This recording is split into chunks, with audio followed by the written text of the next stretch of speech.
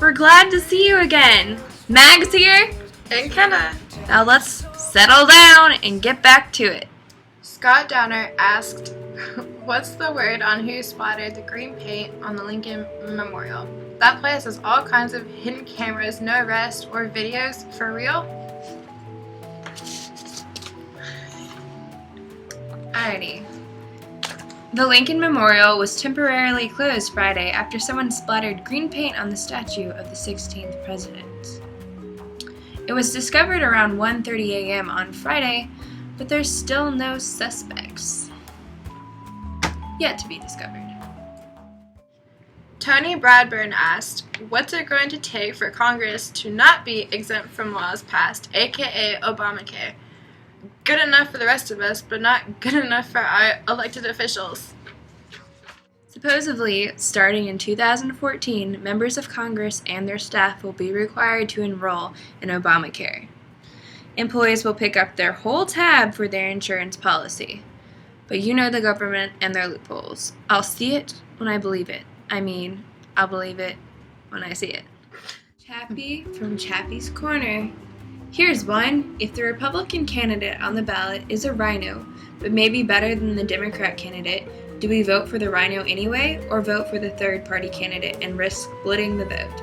Like Rosa Parrott said, I don't know if that's how you say it. In other words, do you subscribe to the rule, vote for the most conservative candidate that is electable? The answer to that is...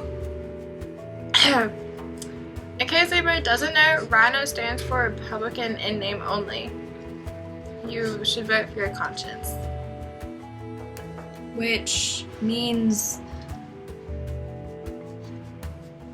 do whatever you want. Just don't make a bad decision. My future kind of relies on your decisions. And mine. Mostly mine. Most of you have heard the term RINO. Well, I have a new one for you. Kino. Conservative in name only. Listen, don't call yourself a conservative if you're still obsessed with having government and everything as long as it fits your terms. Being a conservative means smaller government. It means more decisions are made state by state, and less by the federal government. Amen. Evelyn Scruggs Murray asked, so Charlie Rangel thinks the Tea Party are white crackers. White cracker just rolled off my back until I looked it up. Now it really offends me. Originally, the white slave driver was called this because he would crack a whip, hence the noun cracker.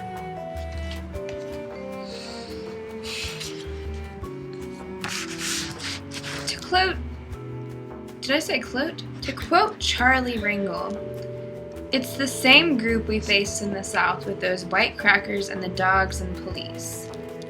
Even in Trayvon Martin's case, his friend called the defendant a creepy cracker. The Paula Deen issue has been even bigger than this. Now listen. Mean names are mean regardless. If you can't just refer to someone in a kind manner, you've already lost the battle. Joy Ann Cheshire and Mary Ann Stout asked, Benghazi Heroes, Tyrone Wood, James Doherty, David Ubber. The Navy SEAL Team 6 set up to die in Afghanistan. What about it? On September 11, 2012, a U.S. ambassador and 3 other Americans were killed in a terrorist attack on a U.S. consulate in Benghazi, Libya. This is the Black Hawk Down of our generation, and the media, for the most part, has largely ignored it. The real heroes were J. Christopher Stevens, Sean Smith, Glenn Doherty, and Trayon Woods, all which were Navy SEALs.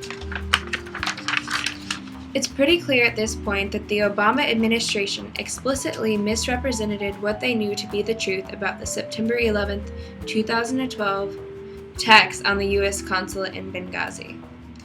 The raids, they said, kicked the hornet's nest and pissed off the militia. Benghazi was blowback.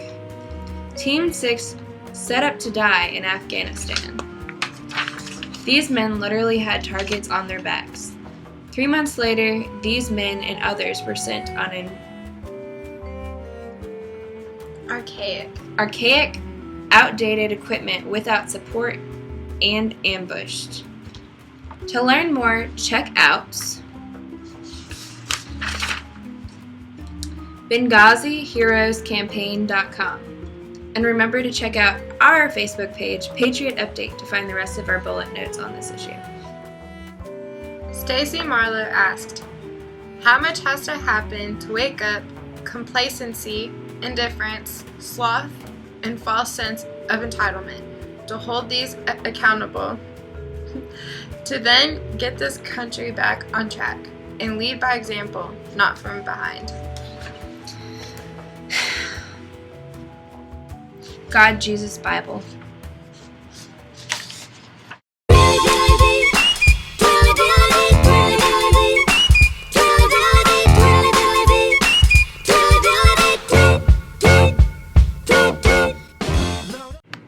Because God is bigger than the boogeyman. He's bigger than Godzilla or the monsters on TV. Oh, God is bigger than the boogeyman, and he's watching out for you and me.